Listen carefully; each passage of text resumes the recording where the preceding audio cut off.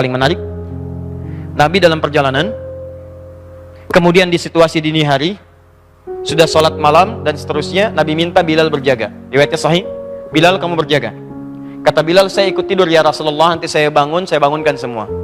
Kata Nabi, kamu berjaga. Saya ikut tidur ya Rasulullah, baiklah kamu tidur, tapi sebelum subuh kamu bangun. Ya, kemudian bangunkan yang lain. Apa yang terjadi? Tiba-tiba mereka semua tertidur, termasuk Bilal. Tidur semuanya, bangun-bangun, sudah merasa matahari sudah menyengat ke pipinya, pipi Nabi. Artinya pada saat itu Nabi bangun sudah melewati batas sholat subuh, batas yang tetap waktunya. Nah, apa yang paling menarik? Dua hal. Hal yang pertama, ketika bangun Nabi katakan, wailak ya Bilal, celaka kamu Bilal. Katanya kamu bangun, ternyata kamu ketiduran juga. Oke? Lalu Nabi ajarkan, kalau kamu belum sanggup mengerjakan sesuatu, jangan memaksakan diri. Serahkan kepada yang lain lebih mampu, atau bermohonlah kekuatan kepada Allah. Di pelajaran yang sangat penting. Tapi yang paling menarik, Nabi setelah itu minta kepada para sahabat untuk berwudu, kemudian Bilal mengumandangkan adzannya. Yang paling menarik setelah itu, Nabi tidak langsung mengerjakan sholat subuh, tapi mengerjakan 2 rakaat sebelum subuh ini dulu, sebelum sholatnya. Bayangkan, saya mau katakan begini, lihat baik-baik, Bu, subuh yang dimaksudkan bukan waktu subuhnya, sebelum sholat fardunya. Sebelum dikerjakan sholat fardunya, diawali dengan sholat sunnah dulu 2 rakaat, masih dikerjakan. Nah, para ulama hadis mengatakan, kalau 2 rakaat ini tidak penting pada saat itu, mustahil dikerjakan. Pasti Nabi akan langsung kepada sholat subuhnya yang 2 rakaat. Menariknya, Bilal memberi isyarat, setelah itu sholat sunnah, setelah sholat sunnah kemudian qomat, baru ditunaikan sholat subuhnya. Ini menunjukkan keutamaan 2 rakaat sebelum subuh itu jauh di atas sholat-sholat sunnah yang lainnya, bahkan yang mengiringi sholat fardu. Ada keutamaan khusus dibanding sholat-sholat yang lain. Jelas? Nah, sekarang saya kembalikan kepada apa yang kita bahas tadi. Jadi saking pentingnya sholat subuh ini, teman-teman sekalian, fokus. 2 rakaat sebelum subuh saking pentingnya, maka dalam keadaan-keadaan bahkan Anda bangun terlambat pun, ini hadis-hadis sahih mengajarkan masih boleh menunaikan 2 rakaat sebelum subuhnya. Pertanyaannya, apa keutamaannya? Sampai-sampai itu dijaga, bahkan dalam keadaan seakan terlambat dalam menunaikannya. 1. Hadis riwayat Muslim, ke nomor hadis 725-nya, tadi sampai 727. Tahannya, fokus. Rak'atal fajri khairum minad dunya wa ma fiha. 2 rakaat sebelum subuh itu keistimewaannya lebih daripada dunia dan seisinya. Bapak Ibu, kalau saya kasih pilihan, pilih 500.000 atau pilih dunia dan seisinya, pilih mana? Alhamdulillah, normal. Walaupun pada prakteknya kadang-kadang tidak begitu. Contoh, bikin broadcast ya dari sekarang dan viralkan.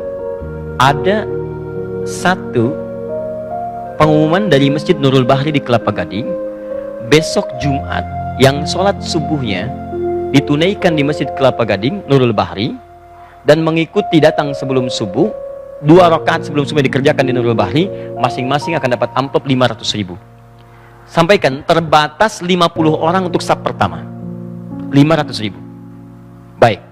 Pertanyaan saya, setelah pengumuman itu dibuatkan viral, kemudian menyebar, berapa jamaah yang datang ke sini? Pertanyaannya, sejak jam berapa jamaah datang ke sini? Subuhnya 4.25. Orang datang ke sini jam berapa? Jam 1, jam 2. Demi Allah saya katakan, nginap dari ini udah pada datang. Padahal itu cuma tulisan di bawahnya, contoh. Anda bayangkan, di contoh aja dikasih 500.000, diumumkan dari sekarang, nginep sore-sore udah banyak ke sini. Gak percaya, bikin aja Pak pengumuman, contoh di Masjid Kelapa Gading Nurul Bahri, besok akan dibagikan masing-masing 500.000 rupiah di awal subuh bagi 50 orang pertama, tanda kurung contoh. Atau nggak usah kasih contoh, kalau Anda benar-benar berniat silahkan cek berapa yang datang. 4.25 adzan subuh, mulai sore udah datang, malam itikaf dan sebagainya. Wajah-wajahnya nggak pernah Anda kenal sebelumnya. Bikin pengumuman yang kedua, siapa yang datang ke masjid lebih awal di waktu subuh, menunaikan 2 rakaat sebelumnya bahkan di masjid itu, nanti kami akan berikan dengan janji Rasulullah SAW lebih daripada dunia dan seisinya. Al-Hadis tuliskan di ujungnya. Pertanyaan saya, berapa yang datang ke masjid ini? Tuh, lihat tuh. Nah, sekarang jadi Ustadz, yang dimaksudkan lebih daripada dunia dan seisinya ini apa? Apakah materi wujudnya atau yang lain wujudnya? Nah, ini yang perlu kita sadari sehingga kita punya pemahaman yang kuat tentang ini. Sampai-sampai Nabi pernah mengilustrasikan, kalaulah tahu tentang kemuliaan ini, bahkan orang akan mendatangi masjid atau sholat itu dengan merangkak. Merangkak itu ada dua pemahaman. Satu, saking padatnya orang datang sampai bergeraknya itu lambat. Ya kan, kalau orang lambat itu diilustrasikan seperti bayi yang merangkak, lambat geraknya, saking banyaknya, padatnya begitu.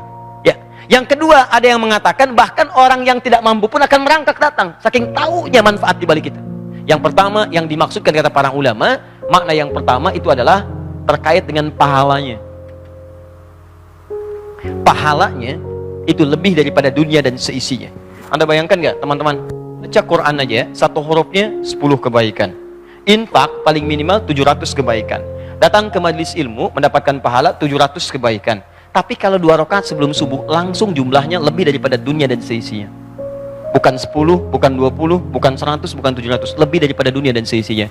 Maksudnya susah ngitungnya. Banyak ya? Banyak pahala.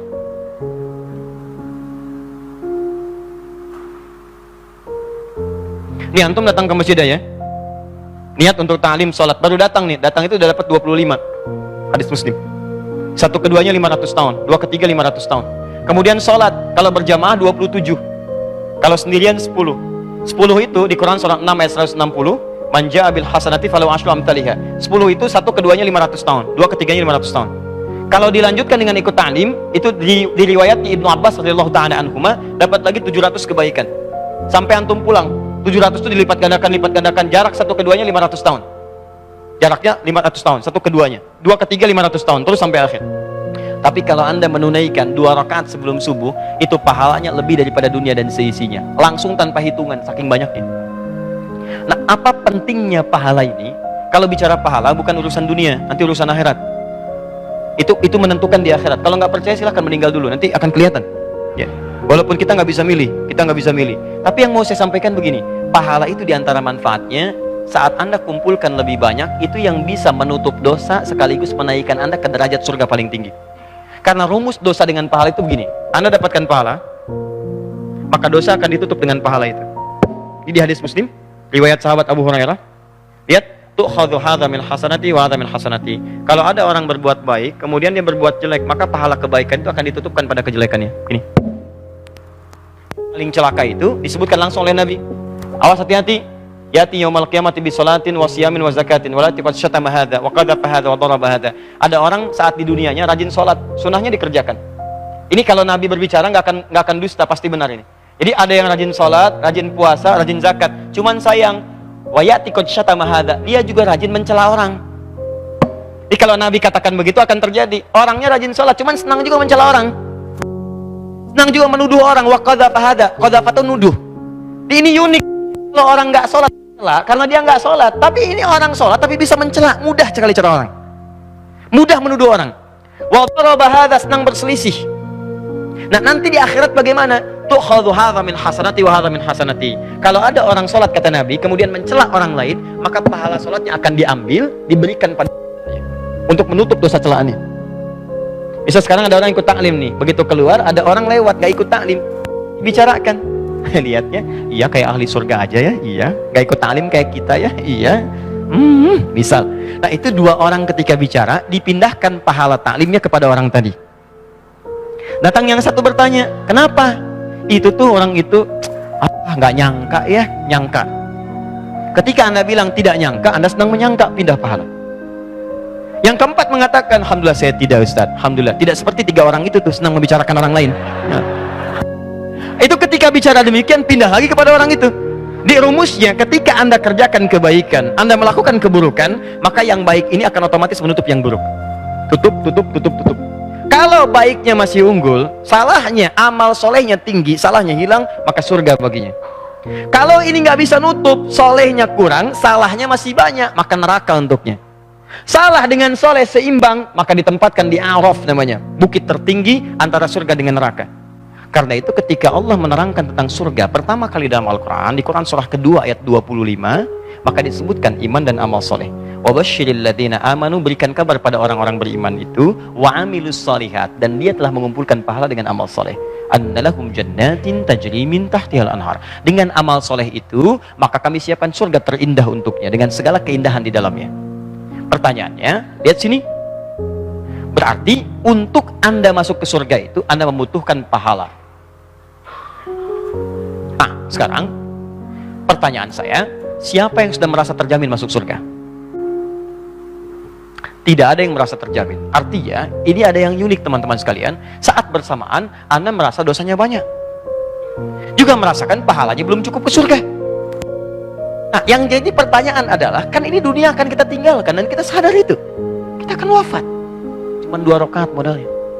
Maka ketika dapatkan itu, nih, dosa Anda seperti apa sih? Kalau dosa Anda sepenuh dunia, sepenuh bumi, kerjakan 2 rakaat sebelum subuh. Sepanjang bukan dosa besar. Sepanjang bukan dosa besar, istighfar di situ, mohon ampunan, sujud dengan benar. Dan yang dimaksudkan sholat 2 rakaat itu bukan sekedar sholat, ada nanti cara-caranya, itu yang akan kita bahas. Ada caranya, ada rukunnya, ada bacaannya, ada apa yang harus dimohonkan, apa yang kemudian harus ditepikan, ada. Jika benar Anda kerjakan semua ini, maka diberikanlah oleh Allah lebih daripada dunia dan seisinya. Jadi kalau pahala ini diberikan, dosa Anda yang bertumpuk pada hari itu hilang beberapa bagian, hilang. Apalagi saat mengerjakan amalan ini, Anda bertobat dari dosa-dosa yang pernah dikerjakan, termasuk dosa besar, maka Anda berpeluang habis semua dosa itu.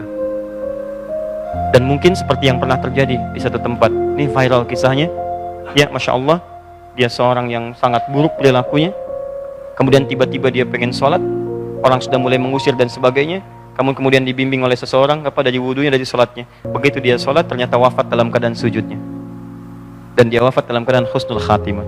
Jangan pernah nilai orang dari covernya, dari luarnya, karena boleh jadi hati kecilnya ingin kembali kepada Allah. Begitu ingin kembali, maka Anda rangkul, ajarkan kepadanya. Begitu dia tobat, Anda mendapatkan bagian dari pahalanya. Kalau orang ini masih hidup, setiap dia beramal, Anda mendapatkan bagiannya. Qadar Allah dia haji, Anda belum, maka Anda mendapatkan pahala hajinya tanpa dikurangi sedikit pun. Indah. Paham ya? Nah, maka ini cara memahaminya begini. Makanya kata Nabi, kalau orang tahu tentang ini, orang akan datangi itu 2 rakaat itu dengan membungkuk, dengan merangkak. Datangi, karena tahu ini peluang ini kalau nggak dapat sekarang, nunggu lagi besok. Dan besok itu belum tentu hidup. Itu masalahnya. Jadi kalau Anda sia-siakan yang sekarang, makanya setannya itu kadang-kadang demikian, Pak. Dipaksa nonton malam, begadang lewat, subuhnya lewat, 2 rakaat yang nggak dapat, dipaksa nunggu besoknya lagi. Sedangkan besok Anda belum tentu hidup. Ya, begadang jangan begadang lah, kecuali ada perlunya, kan?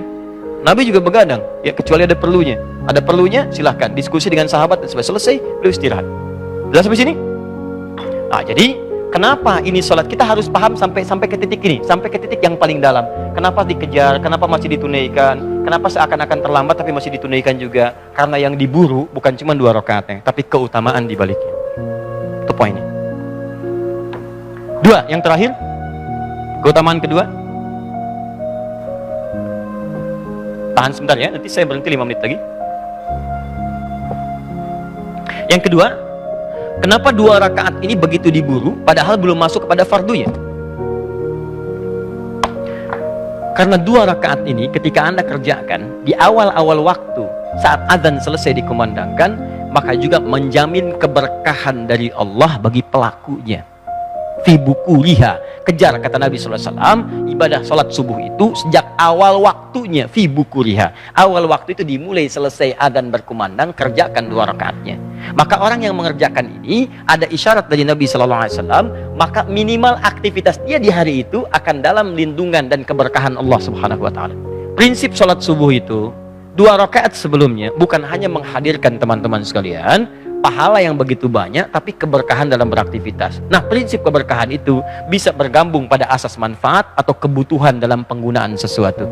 Ada orang semua yang diinginkan mesti dipakai, mesti dibeli. Ada orang apa yang dibutuhkan, itu yang diprinsip dalam kehidupan. Maka kalau Anda seperti itu, hidupnya akan enak. Haus itu butuh minum. Minuman apa saja yang halal dan baik, dia akan minum. Beda dengan orang, ada air bening, ada jus, ada, tapi minta yang macam-macam. Saya pengen buah naga yang dari Hong Kong. Silahkan sana. Jelas ya? Ya. Maka keutamaan yang terakhir saya tutup sebelum saya bahas bagaimana cara menunaikannya. Keutamaan yang ketiga, orang-orang yang mengejar 2 rakaat sebelum subuh ini, kalau dia sempat berdoa di dalam sujudnya, atau di satu di antara 4 posisi dalam salat, yaitu saat berdiri, saat ruku, saat sujud, dan sesaat sebelum salam. Walaupun itu membaca surat-surat yang ringan dan mudah, maka teman-teman sekalian, doanya berpeluang akan cepat dikabulkan oleh Allah Subhanahu wa taala.